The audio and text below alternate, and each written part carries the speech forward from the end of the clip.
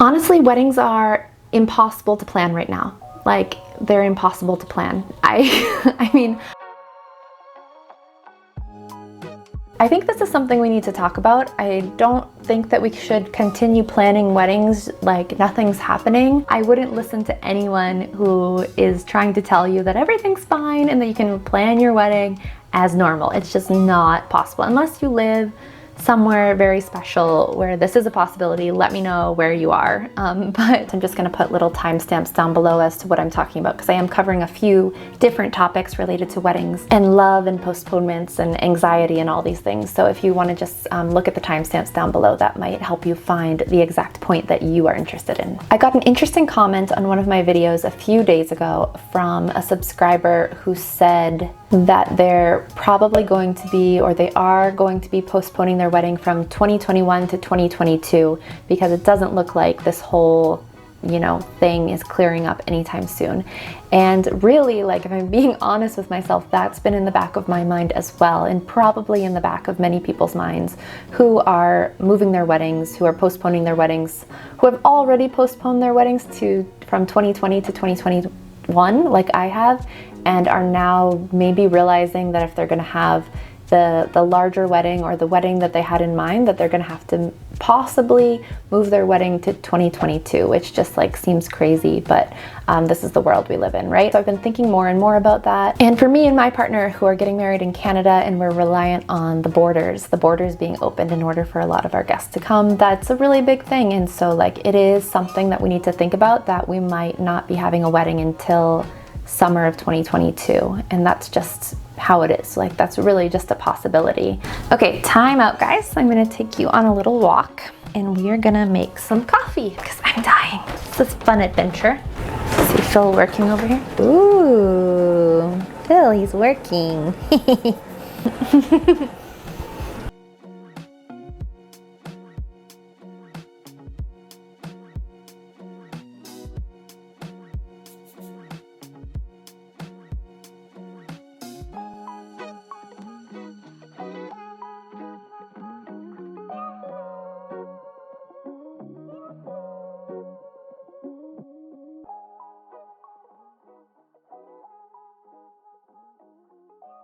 What else did I want to talk about?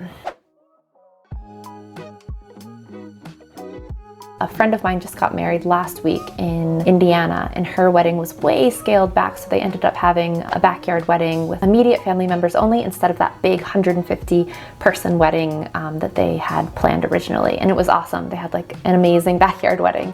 But that's the thing, is we have to start to be realistic about when our weddings can be at the earliest if we want to have these larger weddings or cross-border weddings. I'm having a small wedding, but I need my guests to be able to get to it, and just being really honest with ourselves about what's possible. And so anyway, this is not like to discourage anybody, but I think it's worth being honest with ourselves, and it doesn't have to be a bad thing. I think this is also something that I'm thinking about a lot, is just what does being married mean? I think to me and my partner, I've said this before on this channel, it's not like a before and after for us getting married. Having a wedding for us is more about getting our families together and having a party and having our families meet each other, a lot of them for the first time. And so the getting married, the being married thing, doesn't have the same sense, I don't think, as it does to some other couples. We feel married. In fact, we're common law married.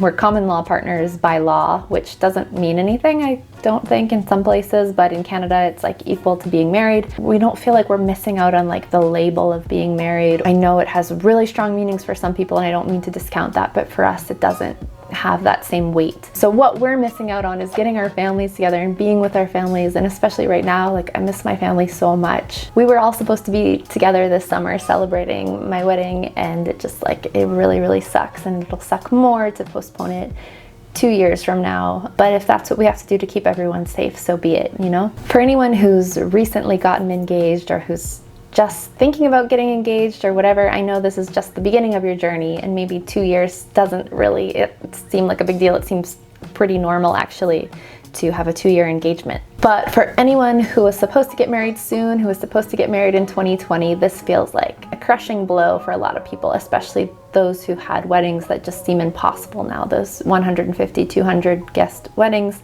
that just seem like a fantasy at the moment. It's a lot of mourning our old expectations, and it's a lot of getting used to the thought of having something, of reimagining something completely different. And really like giving yourself the chance to feel sad for that and feel bad for that. Obviously, there are a lot of really terrible things going on in the world, like these fires on the West Coast, for example. Something that we have to address is what I'm looking out outside my window right now, though, which is this. You might be able to tell from here. I don't know how good this is. It's completely smoky. This is smoke coming from Washington State and Oregon from the fires happening there right now. We're in Vancouver, which is like 2 to 3 hours north drive from Seattle. So we're just getting all the smoke. The air quality here right now is worse than it is in New Delhi and Beijing right now. So they're telling people like not to exercise too much this weekend. It's madness what's happening on the West Coast right now. It's really, really sad on top of everything else sad that's going on in the world right now. And I know that for some people, it feels selfish to be thinking about wedding planning, to be talking about wedding planning. And I've definitely felt that myself, having a wedding YouTube and blog. However, I think that still talking about these things doesn't mean that you don't care about those other things. Of course not. I think that we all deserve a little bit of small joys and happiness and frivolity in life, as well as being able to care about these serious issues. I hope you don't feel bad about wedding planning and talking about your wedding. And I hope you have some people in your life who understand that you can still care about your wedding and you can care about everything else as well. I mean, I hope you're not like annoying everybody about your wedding, but I think that it's okay to be sad and to care about, you know, the kind of plans that have died, essentially, that you've had to replan or start to replan again. Even though Phil and I were never going to have this big, expensive, crazy wedding, or we did consider it briefly, but we were never seriously going to have a big wedding like this, I do remember being in my early 20s and imagining having a big wedding someday, and really buying into a lot of this stuff back then that now I find not interesting or kind of wasteful or too expensive. Like, I think just like getting older, being like kind of an older bride, I don't see the value in a lot of these things, but I remember how I felt about them when I was younger. And I remember the expectations of all of the wedding stuff, all of the, you know, having your entire family and everyone you've ever known and loved there. I remember that feeling, and I know that I would be devastated if I had planned that big wedding and then 2020 came along. My hope for you would really be that you're able to be honest with yourself and either one, maintain that dream of having everything exactly as you planned it in maybe 2 years from now, maybe 1 year from now, but more realistically 2 years from now, according to things that like Dr. Fauci is saying about a vaccine being ready in 1 year, the end of 2021. So either you're gonna have everything exactly the same for your wedding, but it's gonna be in 2 years. It's gonna be a long time from now. And you're okay with that. You can come to terms with that and be at peace with that. Or that you are somehow able to completely reimagine how your wedding was going to be. You mourn your old wedding ideas, and that you're able to totally transform your wedding expectations and come up with something completely new that maybe you never imagined before, and find joy in that and excitement in that.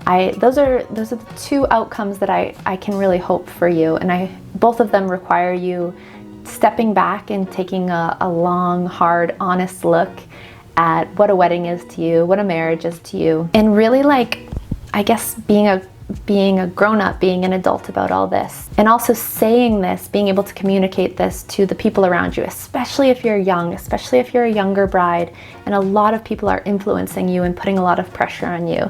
Because I just kind of remember being in that bubble when a lot of my friends were getting married when they were really young, and you're really susceptible to what people are telling you, especially people you love, your close family and friends.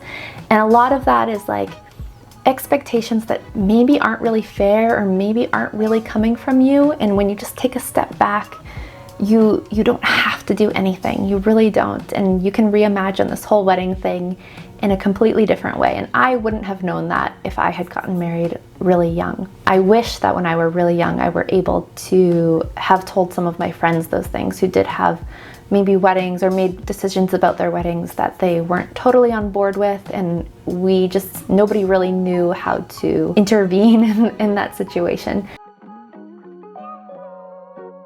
Already there's a lot of anxiety in wedding planning for many people. I mean, there shouldn't be, but there is. And so 2020 on top of that, having to change plans a million times is just making it really difficult for a lot of people. Wedding anxiety is a real thing. People are going to bombard you, or people are bombarding you with questions about your wedding plans, and you can really quickly get really overwhelmed, and it can be really, really unfair. So I just wish for you that you can step back, that you can evaluate your wedding without anybody else's opinion except for yours and your partner's. If you've agreed to accept money from people who are helping you pay for the wedding, you're definitely going to have to pull them into the loop as well. But keeping these expectations to you and your partner, and maybe a couple other people if you have to, but keeping these wedding expectations between you guys, and just not feeling the pressure from society and friends and family to do things that maybe you don't truly really want to do.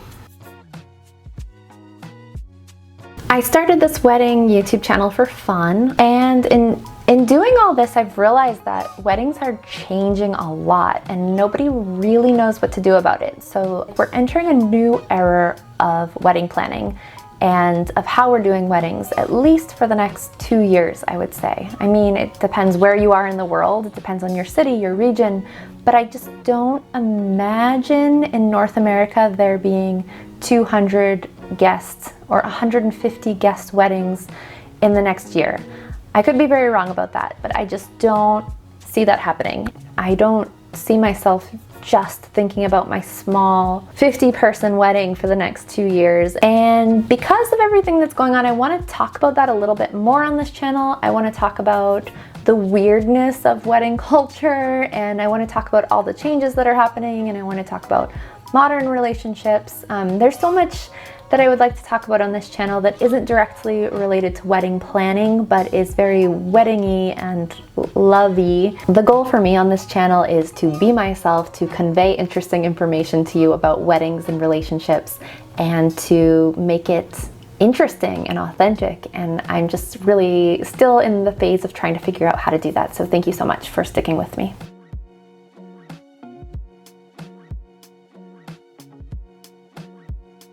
Is it crooked?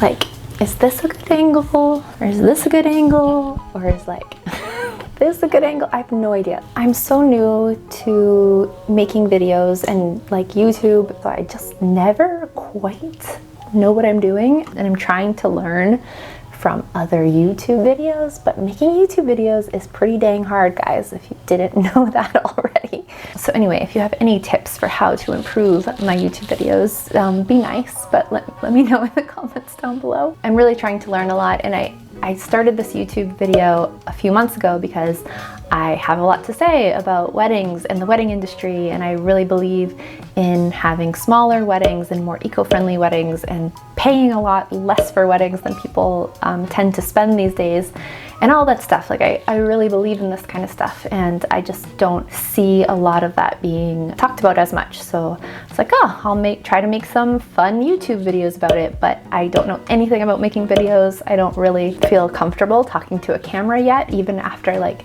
40-ish videos that I've made already. It's like, it's really hard and awkward and weird to talk to a camera, and I feel like I'm not always being myself when I'm recording YouTube videos, and sometimes like I'm worried that it's not really recording, or like my voice isn't being picked up, or like the angle is weird, or like I look weird, or like I'm saying weird things, and I just like, there's all these things going through your head as you're recording yourself naturally, I think. But I'm just trying to get better and better at making videos, and sometimes they're not super interesting, or I just don't know how to execute it that well. So I wanted to say a really big thank you to people who have subscribed subscribed, the few people who I really appreciate who have subscribed to this channel, because I know that it's been, a lot of my videos are kind of rough. So thank you so much for watching, and thank you for supporting me and sticking with me as I figure this whole thing out.